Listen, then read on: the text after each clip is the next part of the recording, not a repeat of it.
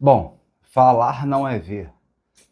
Isso é uma afirmação óbvia, né, por um lado, e por outro lado tem toda uma discussão teórica muito interessante, né, de junção entre o áudio e o visual, como isso acontece no cinema, principalmente no cinema do pós-guerra. Na verdade, é uma inovação que começa a acontecer na televisão. Inclusive nas pessoas que começaram a fazer isso, né, desconectar as palavras faladas num filme com as imagens e fazer com que as imagens e as palavras tivessem cada uma, né, sua própria autonomia, que elas não se subordinassem. Por exemplo, um regime de subordinação clássica é um documentário em voz off, né? Isso aí, claro, ou até em ficção também, tem muito isso, né? Marighella, Cidade de Deus, enfim, Petra Costa, etc. Mas, enfim, é essa disjunção, né? Então tem todo né, uma questão teórica muito bacana, mas meu objetivo aqui não é entrar muito nesses meandros, que vai para a questão da linguística, vai para um monte de coisa, mas, enfim, eu quero dar três exemplos. Né? O exemplo do Copacabana Mon Amour, do Rogério Sganzella, o exemplo de um conto do Roberto Bolanho, que é o Olho Silva, e o exemplo da Beatriz Nascimento. Cinema, literatura, história, tal como é no Cine Poesia. Então vamos lá. Fome, sede, dança. De Gomorra vieram seus bárbaros antepassados. Na primavera do ano 1080, Nicolau de Cusa estrupou uma princesa ocidental descendente de Gengis Khan, concebendo Davi. E Davi gerou Dom Fernandes, e Dom Fernandes gerou Diacuí. E Diacuí gerou o preto velho Zezinho da perna dura. E Zezinho da perna dura gerou Noel. E Noel gerou Edmilson. E Edmilson gerou Aristides. E Aristides gerou ela, Sônia Silk, a fera oxigenada. O Copacabana Mon Amour é muito curioso, porque, enfim, é um filme de invenção, é um filme de cinema, como já diria o Rogério de Ganzella, lá no Bandido da Luz Vermelha, mas levado, assim, às suas últimas consequências, no cinema muito experimental, da época da Bel Air, aquela produtora independente, feita no estilo de Guerrilha do Araguaia, em 1970. Aquela música do Caetano Qualquer Coisa, foi depois que o Caetano viu o Sem Essa Aranha, né, um dos filmes feitos na Bel Air. Sganzella, Bressane, Helena Inês, etc. Mas assim, eu vou me ater a um ou dois fatos desse filme. Também, enfim, é um filme que seria imenso analisar, né, no Cine Poesia, em outros lugares eu analisei esse filme com muitos detalhes. Esse e outros filmes do cinema marginal. Mas é o seguinte, logo no início, né, do filme, enfim, você tem uma série de questões ali da câmera, né, uma interconexão do terreiro do Joãozinho da Gomeia com a favela em Copacabana, né, e depois a própria praia de Copacabana, o terreiro que parece o sertão, e essa conexão sertão-mar, né, como se fosse o mesmo lugar, não um além messiânico como é no Glauber Rocha. Mas a atriz, a Helena Inês, né, que é a Sônia Silk, ela é apresentada por uma voz off dizendo que ela é descendente de Gengis Khan, com o preto velho Zezinho perna dura, a Índia de Aicuí e com Edmilson, etc e tal. E quando você vai ver uma mulher loura, uma paquita loura, né? Olha que curioso, como é que essa mulher, né, enfim, que seria, né, branca, tradicional, de classe média, está aqui nessa favela e tem essa descendência. Então a voz, ela não tem nada a ver com o que está sendo mostrado. É totalmente, né, aí é o que, já o Deleuze, vendo isso, né, porque essa questão da disjunção do audiovisual é um tema do Maurício Blanchot, conversações na Conversa Infinita, né, Falar Não É Ver, tem um artigo lá. Então, esses dois regimes autônomos, então, na verdade, né, o pensamento se dá nesse choque, né, como se o cruzamento do visual com o sonoro criasse uma zona, né, um corte racional, e esse corte racional é o que força a gente pensar, ou tentar racionalizar, tentar entender. Então, como assim? Como é que isso pode ter acontecido? No caso do filme dos Garzella, você vai olhar com calma, Sônia Silk. Por que Silk? Né? Ah, porque é seda, sedosa, uma mulher bonita e tal. Não. A gente tinha um Fakir Silk na época, que fazia performance da fome lá na Praça da Sé, em São Paulo. E você tinha a Elza Soares, que é uma das maiores interseções do filme. Então, por mais que seja um filme de invenção, né, você tem uma base documental ali muito grande. E também tem uma outra cena, que é uma cena da turista argentina, que tá a Sônia Silk com essa turista ali.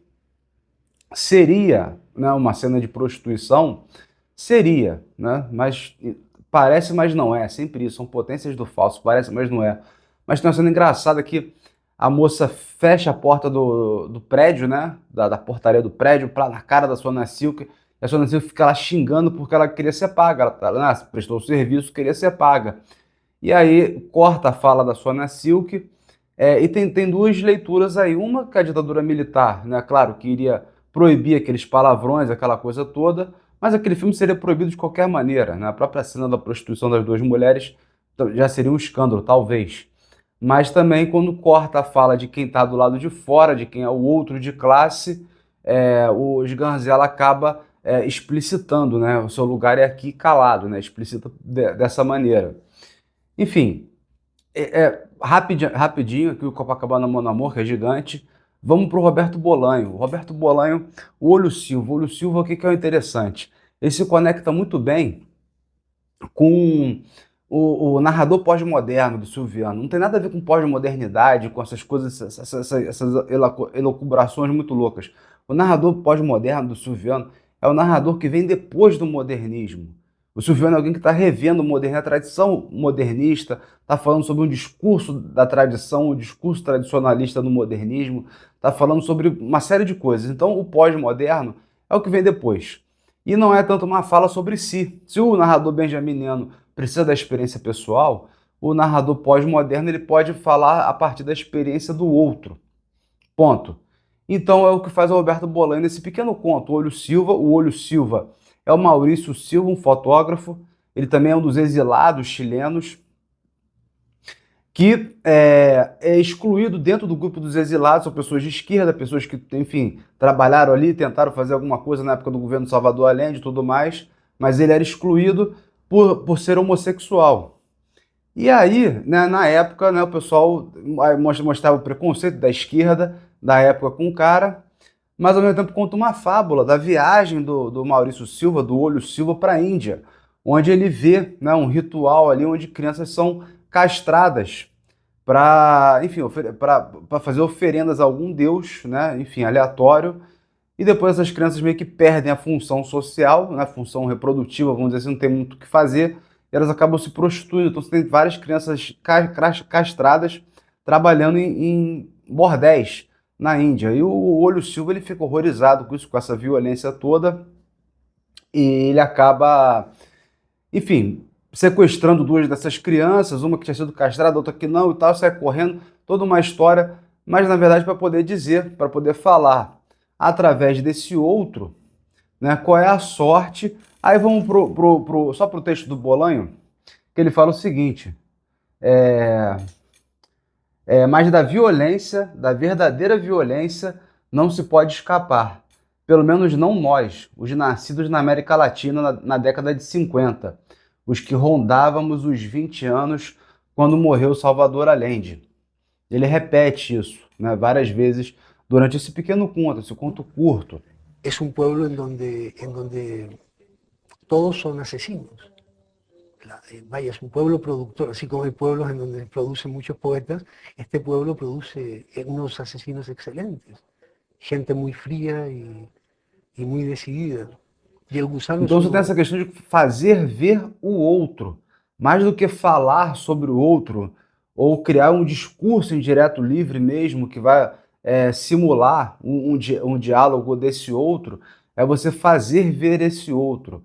E ao lado, como se ficasse escondido, é a sorte dessa geração, né, enfim, violentada, né, pelas ditaduras no continente, e também o próprio Bolanho, né, que a gente não consegue captar muito bem como é que é a biografia dele. Então, né, quem vê, né, não fala, né, quem fala não vê. Então, ele coloca a gente para poder ver. Você imagina, né, você tem todo um discurso sobre a ditadura, sobre as ditaduras, e ali ele só está expondo, né, uma violência, uma fábula, em forma de fábula. Agora, em que nível, em que lugar se dá a fala? Né? Nessas repetições, nas repetições, o olho como uma imagem, né? Esse discurso da violência e, enfim, vamos dizer assim, um rebatimento, né? Uma certa identificação do próprio Roberto Bolanho, que está se colocando no lugar do olho consigo próprio, né? Os dois ali se colocando. Então você tem repetições ali, ritornelos no texto, que são propriamente essa parte textual, a parte mais doutrinária, vamos dizer assim, e essa parte visual, que é a parte fabular.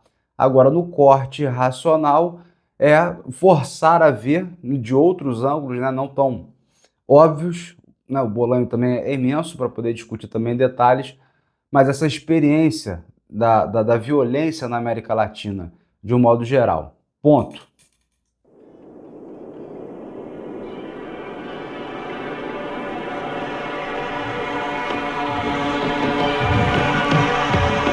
O que é a civilização africana e americana? É um grande transatlântico. Ela não é a civilização atlântica. Ela é transatlântica. Foi transportado para a América um tipo de vida que era africano. E a Beatriz Nascimento, uma poética da história, porque eu falo muito bem, né? Assim, muito sobre isso, que ela faz uma história dos quilombos na história de longa duração. Ela vai remeter o quilombo ao centro-oeste africano, às margens do rio Congo, né? Já como uma organização ali dos imbangalas, que vai migrando, né? Enfim, nossa, isso é uma questão de detalhe imensa, mas migra, né? Chega no Brasil. Então, o quilombo é uma instituição de paz e não é uma instituição de guerra. Ela pode, tal como a máquina de guerra nômade, sabe? O Deleuze e Guattari lendo Pierre Clastres. A máquina de guerra nômade não tem a guerra como objetivo, né? Mas ela pode se servir da guerra porque ela não quer ser capturada pelo aparelho de Estado. Então, essa questão é a questão discursiva, é de paz, né? Não de guerra.